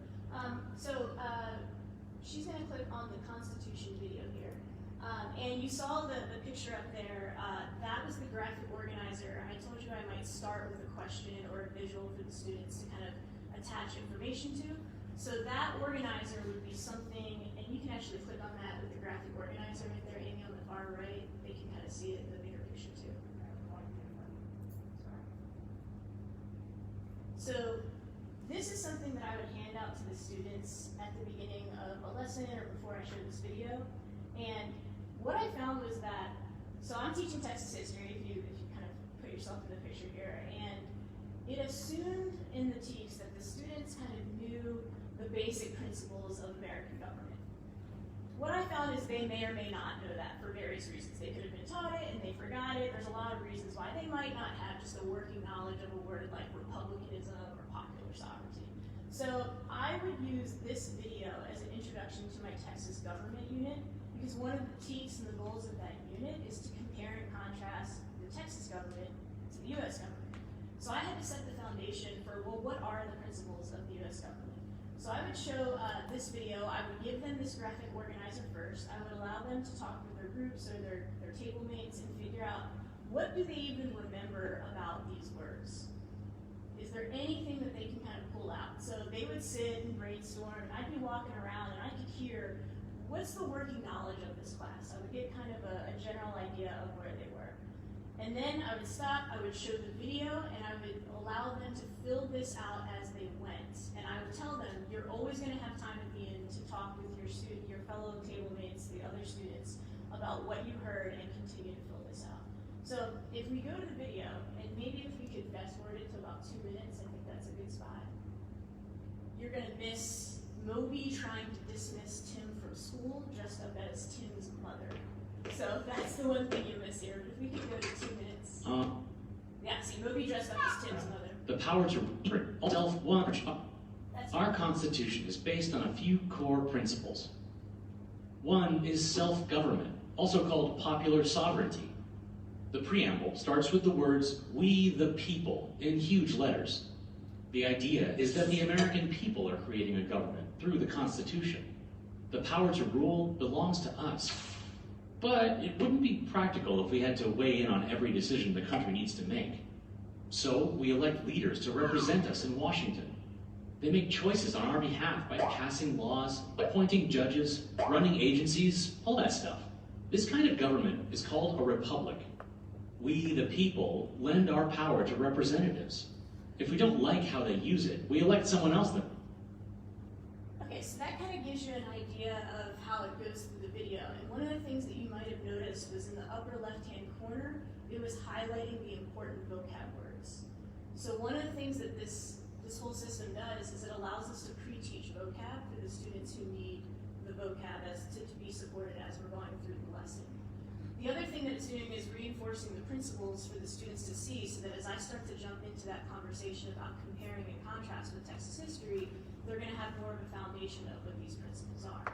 So we would watch the whole video, and then at the end, I would allow the students to get back into groups and continue filling out that graphic organizer.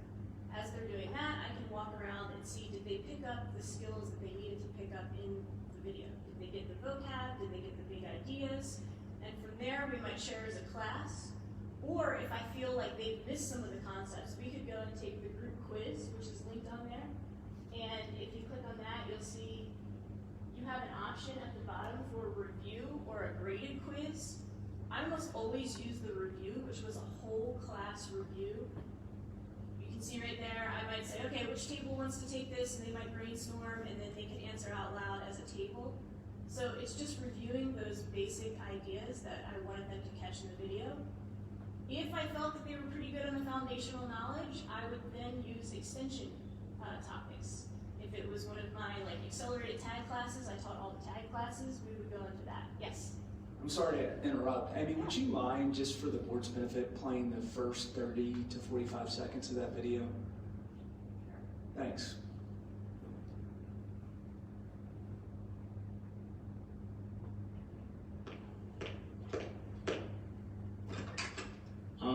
Mr. Gribbers told me my mother was here with a note. That's not my mother.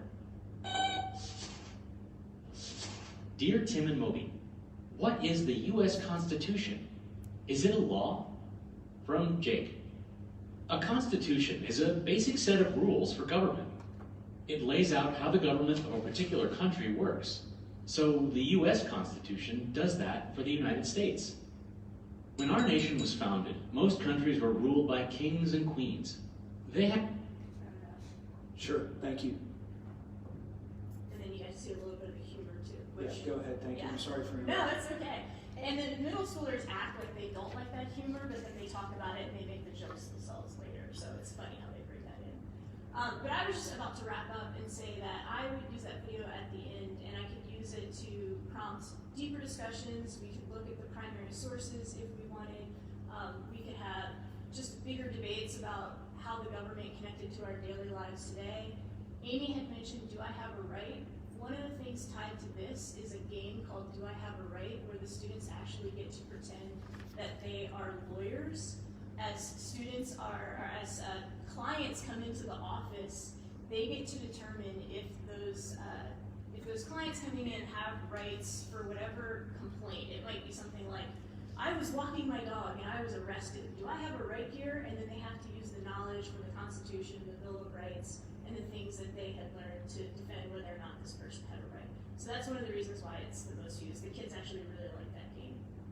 gonna kick it over to Sarah. Can you show us the game? Yeah, I think you might have to type in "Do I have the right" at the top. There it goes. Yeah. Yeah, go ahead and click on that. So they pick an avatar and they can make money if they win their cases, and then they get to decorate their office with like couches. If they don't have any couches, the person doesn't wait and they walk off all mad.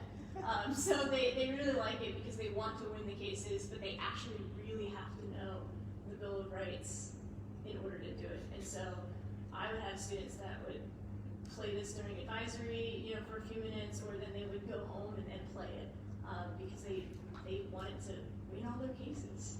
And then they actually really learned the Bill of Rights really well.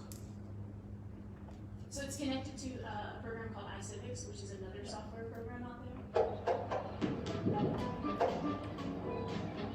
It gets pretty in-depth, so the Bill of Rights is the, or you can do the whole, all the amendments.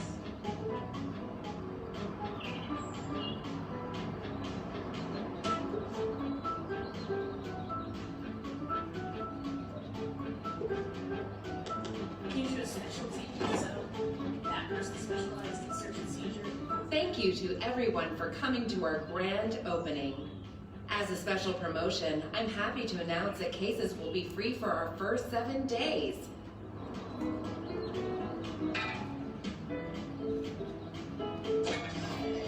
Tell anyone who needs help defending their rights, we're the best in the business and we won't let them down.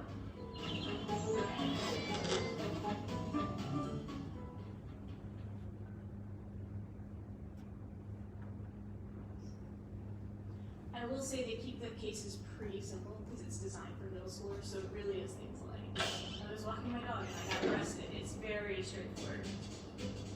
Since we're just getting started, would you like me to show you how to do things around here? Okay, good luck. So we just click on that person. So click on the actual where it says for. Yeah, you gotta like tell them which person to go to. So here we'll talk about like the lawyer and what they specialize in, and if you want to go to that lawyer later in the game as you build it up, there's going to be way more lawyers there, so they have to figure out which lawyer to go to. And that makes sense. It gets pretty complex, but they like it. Yeah.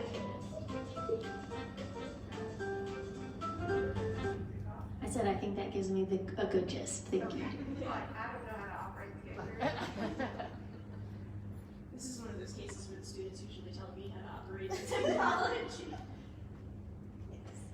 And can you go? You want to go to junior? Yes, please. So teaching elementary, we get to teach all of the subjects, and so what's nice about Gradepop Junior is that you can really do cross-curricular, so it's great for any subjects.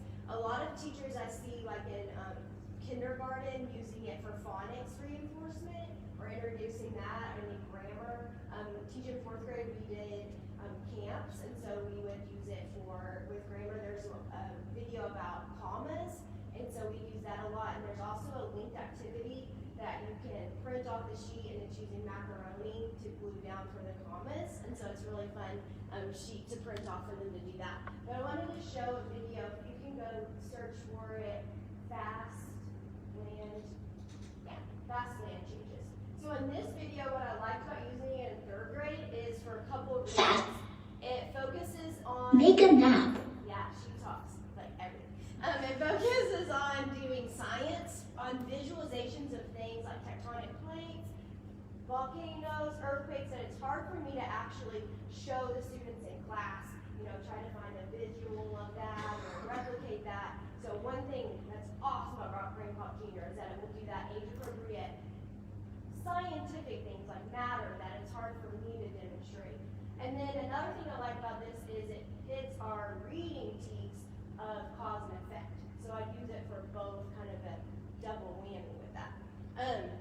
One thing, if you don't have to click on it, but if you see at the top, it gives you lesson ideas, and on that, it will provide different things for hands-on activities, extensions, take-home ideas that students can do.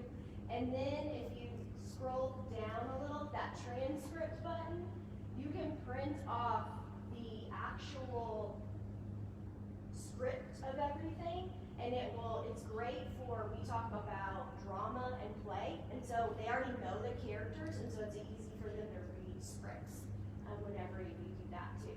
And it has really nice captions, closed captions on there, and I've had lots of students that use that. And then, so the way I would use this is for open with vocabulary and to introduce a topic. One other really great thing, and I noticed it in Gradepop too, they always start the video off, I guess the plan of each video is the same. So students are wondering what's going to happen next. They know that it's going to start with the characters. They always have a little joke or a little way to introduce, and it goes through. So then they already know the routine of the video, and so it helps them to understand the concepts easier, if that makes sense. One thing, if you click on Belly Up, Belly Up. They always have really funny like puns and comic strips that get another type of literacy. Can't read that. I mean, they're funny. They laugh. Okay. Dad jokes. Yeah. I have another one for you. Go to Papa joke. Here's your best dad joke. Okay. What did the mountain say after the earthquake? Oh, I'm on phone.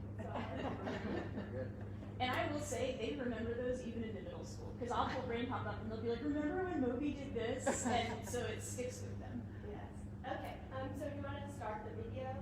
We can play just a little bit. I really want to show how it starts and then some of the visuals in it.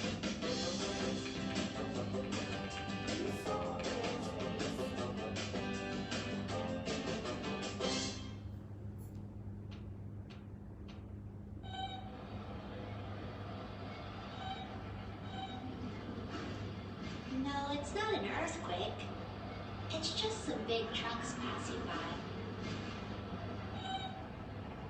What is an earthquake? Pause it. Yeah. So it will always highlight the pause when it asks a question, which is perfect for discussion.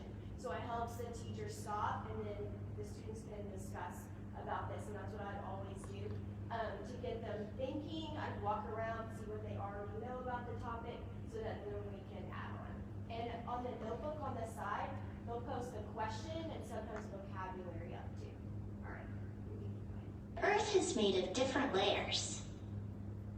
The core is at the center, and the mantle is in the middle. The outermost layer is the crust, which is the layer we live on. The crust is divided into different plates, or large areas. Not exactly, Moby. Tectonic plates lie underneath the continents and oceans. The tectonic plates push against each other very, very, very slowly. The plates have been pushing against each other for millions and millions of years. Sometimes the plates slip and cause an earthquake. During an earthquake, the land shakes. Earthquakes can cause the ground to break down and damage roads and buildings. Sometimes earthquakes cause landslides, which happen when large pieces of land break off. This video also covers the exact tics and the quick changes that we studied in third grade. So it's really nice. I mean, if you can see the visuals of the tectonic plates and the way that things move, it's very scientific, factual too, age appropriate that way. And then if you scroll down after the video's over, one thing that's good that, so all the different ones, like the wordplay shows actual, I don't know if we have time to work on it, but actual pictures of the vocabulary, and you can do different activities with them, and they pull them from there. You can go back. Volcano. The other one's a map they do where you can create different graphic organizers on the Make a Map, and then if you go to the activity button with the scissors, one nice thing about Gradepop Junior is you can either do things virtually or you can print Start. And so this, yeah, you can print the sheet, and this one is where they build the different, show the different different quick changes with sand and water, and then discuss it with that. So it's another nice extension activity. But one thing that really helps with Gradepop Junior is I feel like it's, as a teacher, to hit all modes of learning, the visual, the auditory learning, and this really shows it great, and it also gets connections with the humor and their interest level. So. And I just wanted to add in to close here that, you know, this is not something that we're using every single day. This is something, because it's so high level, it might be something that we use once a unit or at most twice a unit. So they're seeing it consistently, but it's not something you would use every single day. And again, it's about roughly a 5-minute video. The most I've ever seen is 8 minutes, so it's perfect for a middle school attention span or an elementary attention span. And it's nice that it's consistent among all grade levels. They're not tired of it by the time they get to 4th grade, you know. But they're seeing it, I know in science lab, our science lab teacher uses it for different things. She mentioned to me that she really likes to use it for habitats, like ocean habitats, desert, just really good visual. It shows the scientific vocabulary for that. Thank you. Thank you, guys. Sarah, I didn't get your last name. I apologize. Oh, it's Sarah Meeks. Meeks, perfect. Thank you.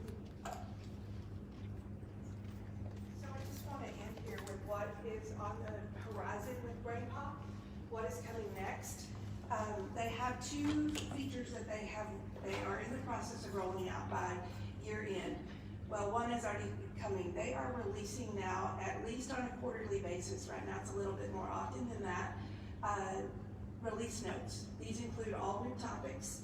Anything that they are adding, they are putting in writing and sending out to everyone that subscribes at the district level. Here's what's coming.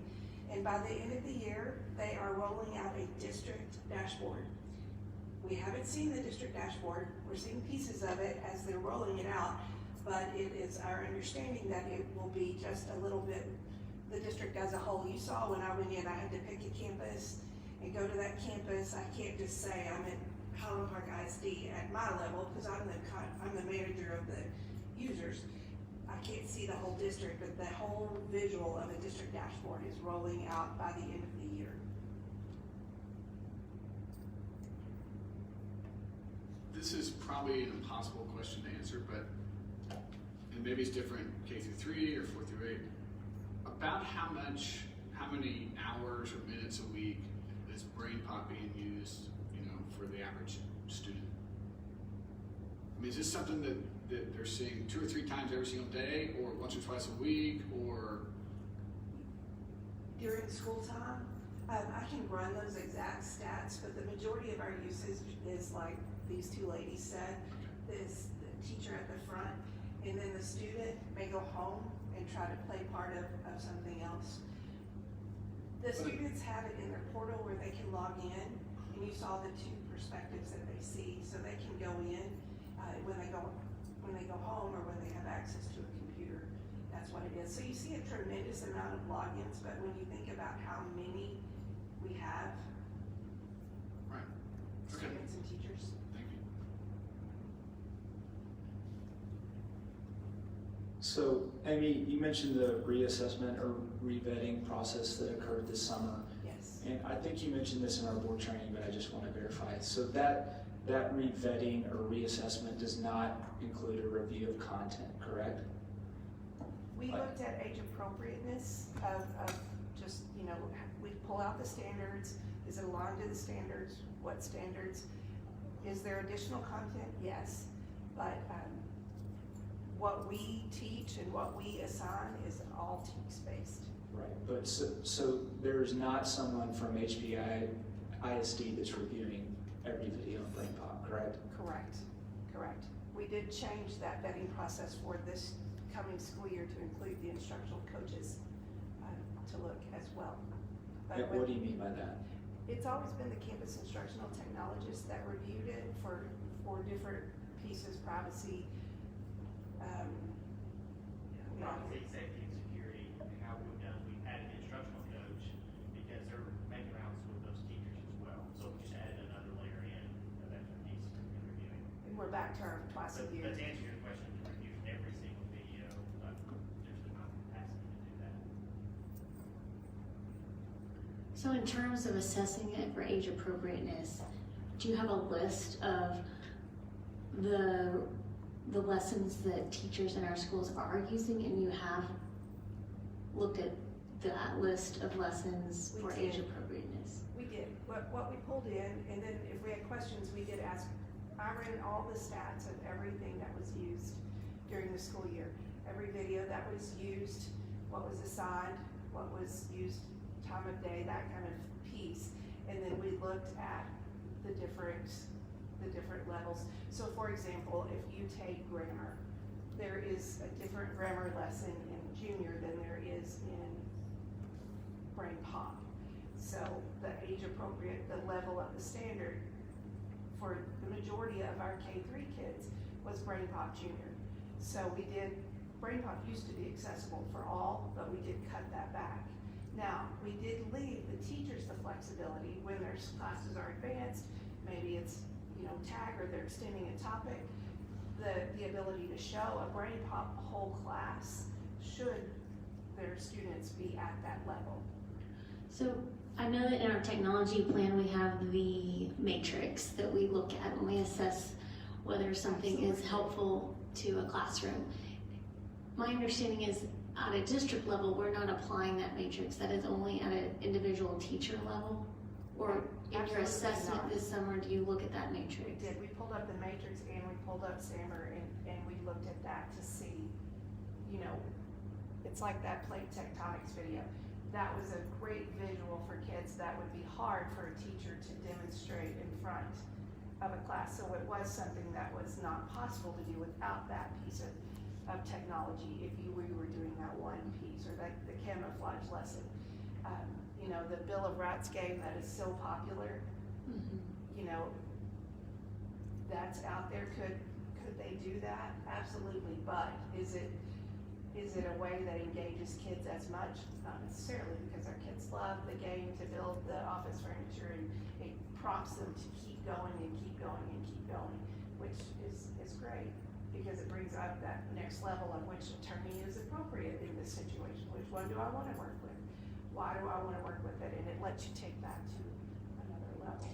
And I think it's important to remember that Brain Pop is a supplemental resource, so it is not an anchor resource, so it does not go through the full year committee review like an anchor resource would. And so the policy on supplemental resources, as with anything, a book, a magazine, a newspaper article, an encyclopedia entry, anything, would be that the teacher looks at it and chooses, is it right for the students in this class for the lesson that I'm teaching? And so that, the additional technology vetting, obviously there's the concern for privacy policy, all of those pieces that we also have to take care of in terms of a piece of technology.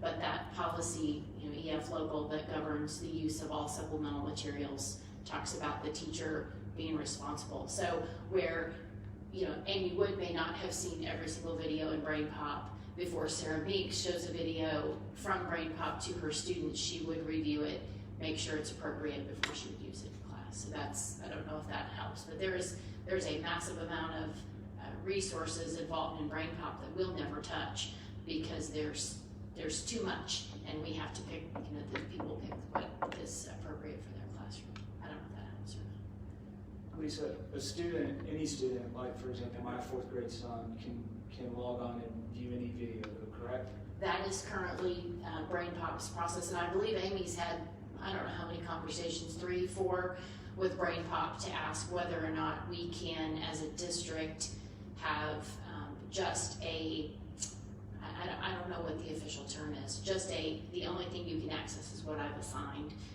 And currently that's not a reality, but it is something that we have been asking, will it become a reality? We don't have a definitive answer yet. Do parents have access outside of using their kids' ID? Do they have the ability to go in and view this as well? That's a great question. A large portion of, I won't quote a stat, but a large portion of the Brain Pop videos are available free to anyone. You don't have to have a login. What you have to have the login for is the teacher prep piece, the games, the printables, those kind of things. But a large portion of their videos are free online to anyone. Do we have any data that, or have we done any research into if we look at peer schools that would have graduating students going to similar colleges that Highland Park would have that are also using Gradepop? It is used in, I know Eames is a big user, just because I happen to know their technology person that we've. Region 10, almost every district in Region 10 uses it, which is this area. Okay. It's used in, I have that number, 800 of the 1,000 Texas school districts. Does that sound right? It's like more than 2/3 of the Texas districts use that. Do any of the private schools in Dallas use it? I do not know the answer to that.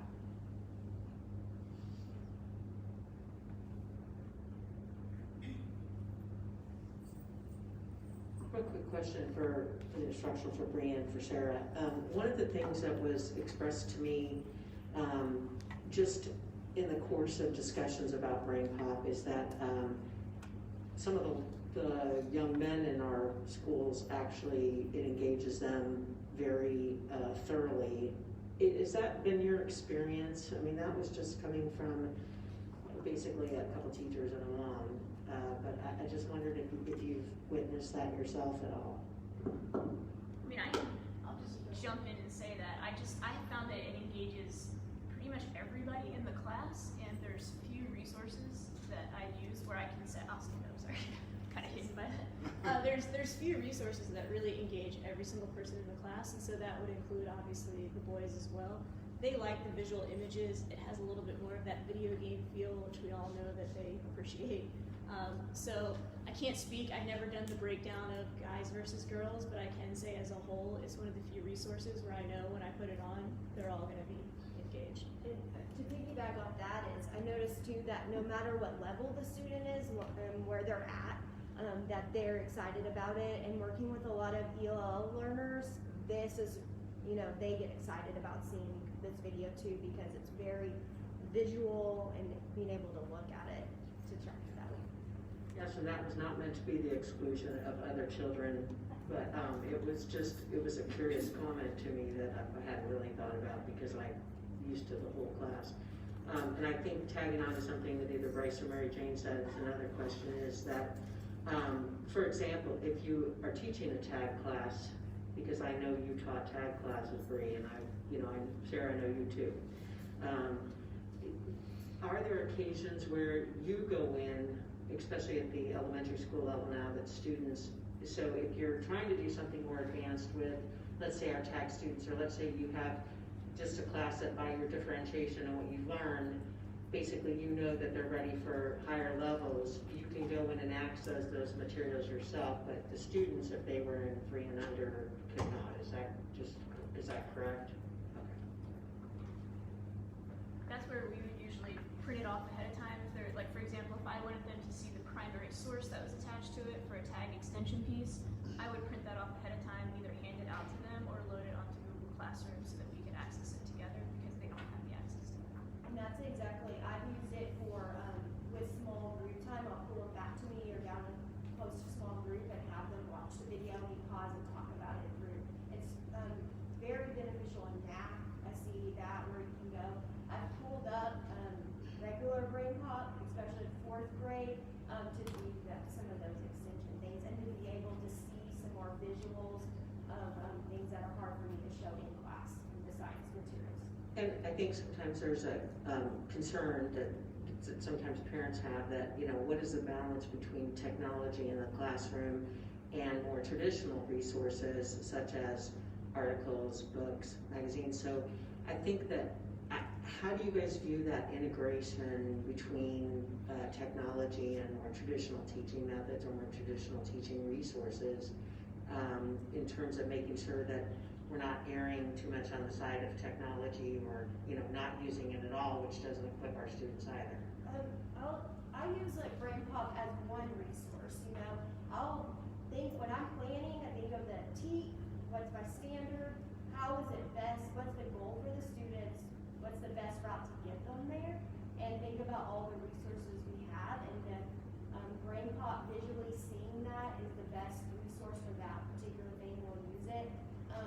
If it's an article book that I have available, resource, I would go along that way for it. One nice thing about Gradepop is that especially with Gradepop Junior, I use it as a springboard for discussion. So you see the little piece, pause, talk. In math, you practice. Watch another little piece, pause, talk, practice. So I almost use it as a soundboard, if that makes sense for that. But definitely not, it's not my primary resource. It's one of the resources that we use.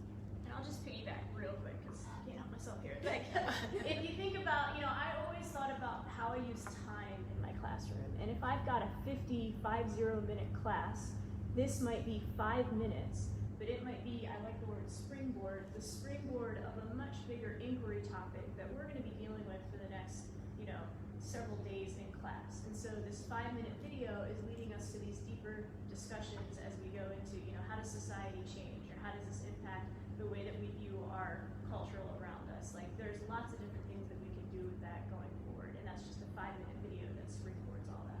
And what she's saying about time too, in teaching all subjects in elementary, and so many standards to cover in a year, we just don't have time to,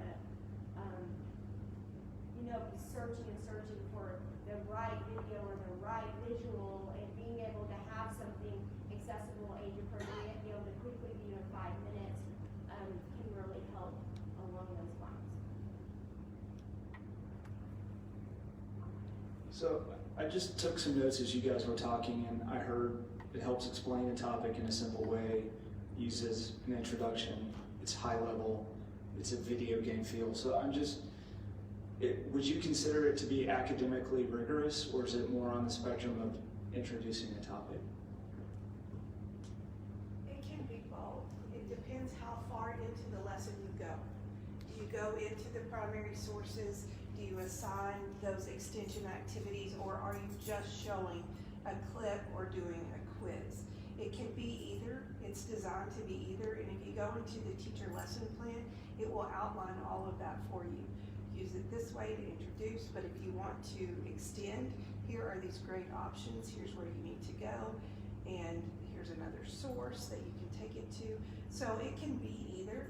However, what we see here in HPISD is I'm going to steal your term here, that springboard piece. That's how it's generally used as a springboard, unless they're using it to extend with their tag kids or just any student that's ready to move on.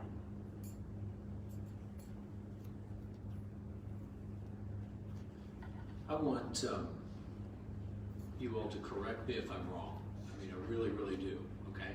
I mean, we don't know each other well, but trust me, it's fine. I don't want to say anything and have it be inaccurate. But the way I look at this is it's one tool in the toolbox. But we have a vast number of tools. We have anchor resources, which really is, that's what we base our instruction on. Those anchor resources are related to the TEKS. But there are times when we need to pull a different tool out of the toolbox. Sometimes it might be Gradepop, sometimes it might be another type of a technology assist. Other times it might be paper pencil. It could be a resource material in the library or whatever, but that's the art of teaching. I mean, that's you all get to choose individually. Gradepop, from what I'm picking up today, we have teachers K through 8 that never use it. I mean, that's not a tool that either they're comfortable with, they're used to, they've explored enough or whatever, but they have other tools to do the same kinds of things. And so we have this variety out there that teachers become comfortable with because they see the success of whatever that particular tool is for their particular classroom. And so it's not a mandated thing, and it's very much, as Lisa said, a supplemental kind of thing. And I think some of the questions, discussion I hear is a broader topic about, just overall use of technology. Do we use it too much, not enough, just the right amount, whatever? And that's probably going to vary by teacher. I mean, is it possible to overuse, one particular mode? Yes, but you all are in classrooms a lot because you're instructional coaches. You see those kinds of things. Hopefully principals see those kinds of things, and they help a teacher to recognize and understand that and try to keep that right appropriate balance in terms of what particular resources they're using. Is that in general overall an accurate assessment of what you see going on in classrooms? And we probably have some teachers that are better than others in terms of how they access which types of materials, and you know, they're growing and becoming better each and every year as well. The last thing, I shouldn't say last thing because I may say more, but the thing that I want to express to you guys personally is, how do I say this? I'm so impressed with the two of you and how you are able to articulate what you're doing and have done daily in the classroom. It just brought me back to 30 years ago. And it's so exciting to see and have you articulate the complexity of teaching and how you put it all together, you know.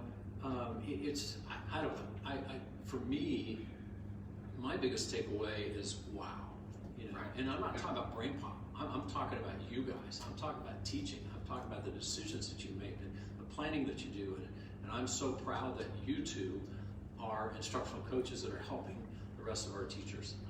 I just want to say that publicly.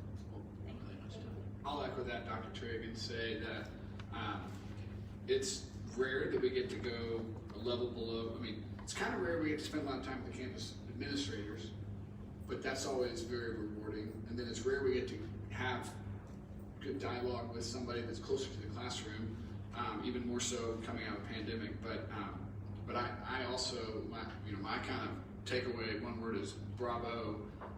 Bravo to each of the two of you.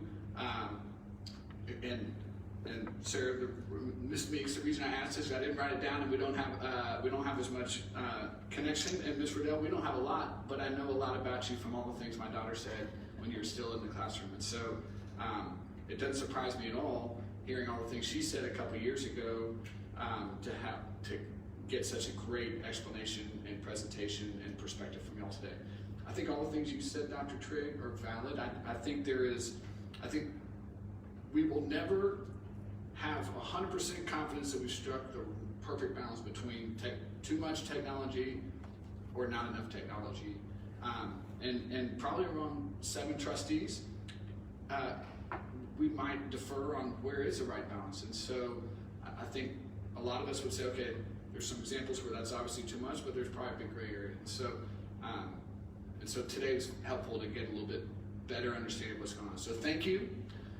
As a parent, I'm grateful to have great teachers like y'all, and I'm glad that now y'all are helping other teachers be even better versions of themselves. So I'll stop there, but turn it over to the others. So Tom, I know that we've been, sorry Jen, go ahead. I know we're approaching 2 hours, so I want to be sensitive to that.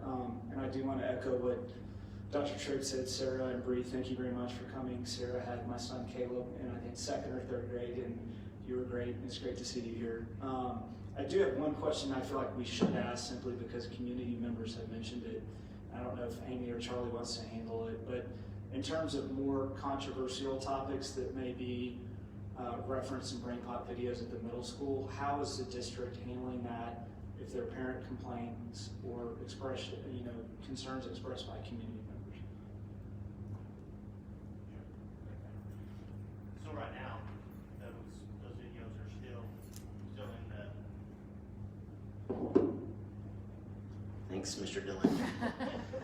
Those videos are still in Gradepop, right? Because there's not really a way right now just to straight block them. There's some filtering that could happen. However, when we look at the data, last year over 80,000 logins or accesses to those videos was 26. The majority of those were outside the school day. So how much work goes into that? I haven't personally received a complaint from a parent. I've had some questions, that you brought to my attention. Maybe the dashboard will handle some of that, but we don't know yet until that rolls out. Thanks, Charlie. Sure.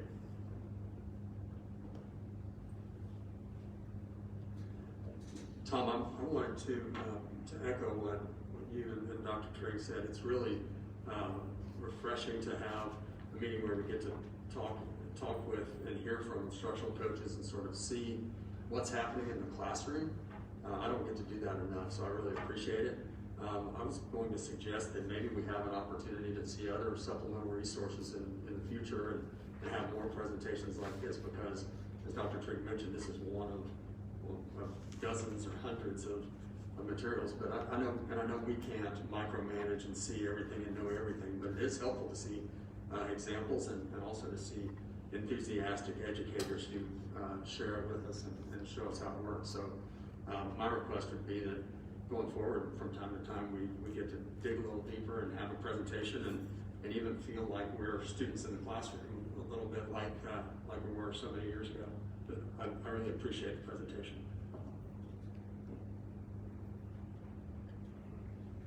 I will just say, reiterate, thank you so much. That was impressive, and I appreciate the way you were able to articulate that, and it helped me personally, for sure.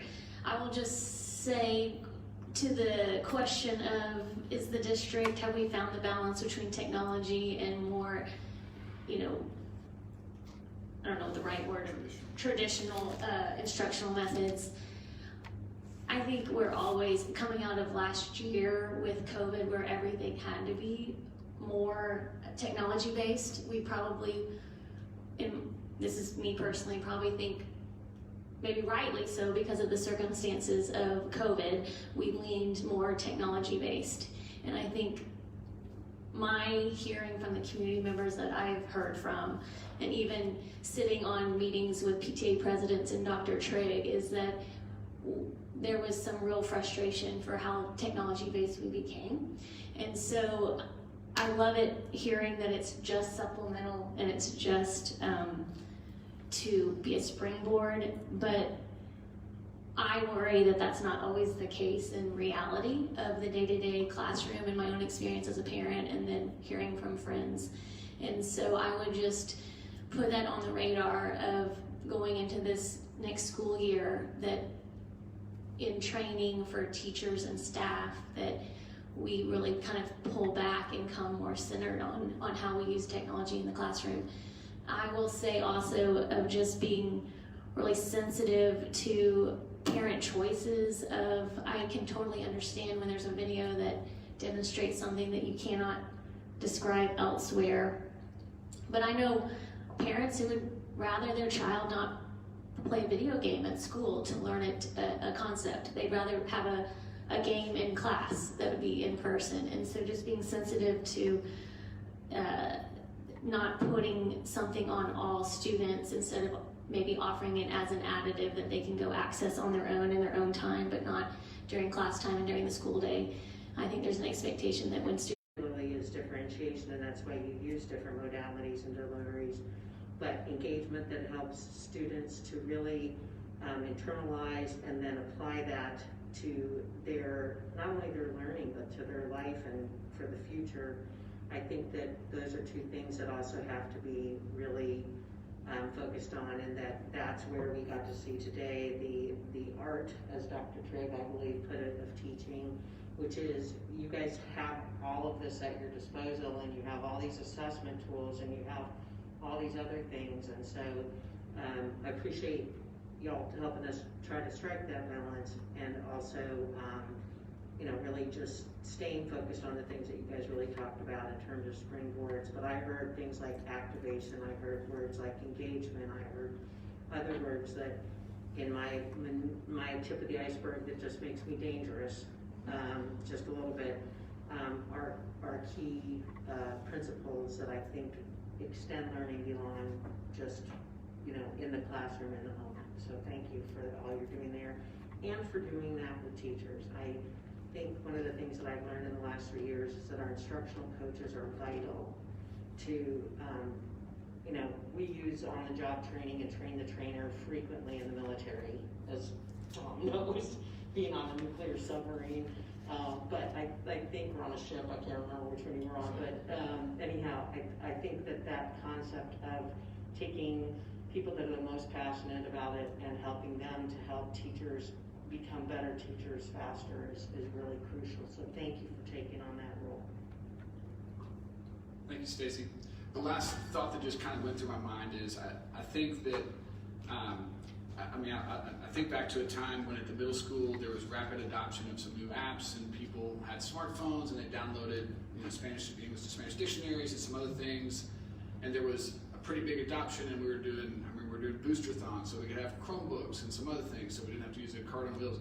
And then I think at some point we recognized, hey, there's a lot of negative consequences that come with some of this. There was a decision made, again, I think this before I was on the board, but I think it was a right decision that, hey, we're gonna take the smartphones out of the middle school, and so we're gonna have kids park them in their backpacks or in front of the room or whatever, and that was an adjustment. And so I think, that was 6 or 8 years ago that adjustment was made, and I think that I guess if I'm if I'm trying to gather all the feedback, it's that I think we need to constantly assess and reassess, and a lot of that onus is going to come on kind of the instructional assistants and Lisa, your team, and Amy, your team, and Charlie, and I think it's just something that will be with us, and we need to continue to look at, and we need to continue to gather input and make sure that just because it was the right decision 2 years ago may not be the right decision for next year. And so let's just, I think we can agree we'll constantly be looking at this. Is important.